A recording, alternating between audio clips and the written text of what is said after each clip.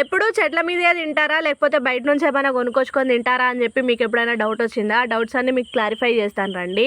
ప్రతి బేస్తవారం మా దగ్గర మార్కెట్ అవుతుందండి. సండే మార్కెట్ లాగా మాకు బేస్తవారం మార్కెట్ అవుతుంది ఇక్కడ. ఇంకా అప్పుడు కావాల్సిన సరుకులన్నీ తెచ్చేసుకుంటాము. ఇంకా ముడి సరుకులు ఇంకా కూరగాయలు అయితే మస్ట్ అండ్ షుడ్గా తెచ్చుకుంటాను 1 వీక్కి సరిపడా. ఇంకా ఈ 4 ఐటమ్స్ తెచ్చుకున్నాను అని అంటే ఇంకొక 2 డేస్కి చెట్ల మీద కాయలు వెళ్తాయి కాబట్టి చూసారా మార్కెట్ ఇట్లా అవుతుంది. ఇంకా తెచ్చినవి ఇట్లా ఆర్గనైజ్ చేసుకుంటాను. ఇంకా వారం రోజులకి సరిపడా ఉంటాయి. ఇంకా వారం రోజుల వరకు బయట కూరగాయలు కొనాల్సిన పనే ఉండదు మాకు. ఇంకా ఆ రైతులే కాబట్టి కొంచెం ఎక్కువకో తక్కువకో ఇచ్చేస్తారు. ఇంకా బయట తీసుకున్న దానికంటే ఇంకా చాలా తక్కువకు వస్తాయి కాబట్టి ఇంకా అక్కడే తెచ్చుకుంటాను. పోయినసారి ఈ కర్బూజాకాయ చూపిస్తే కర్బూజాకాయ కాదు అది కలింగర పండు అని ఒక సిస్టర్ చెప్పారు.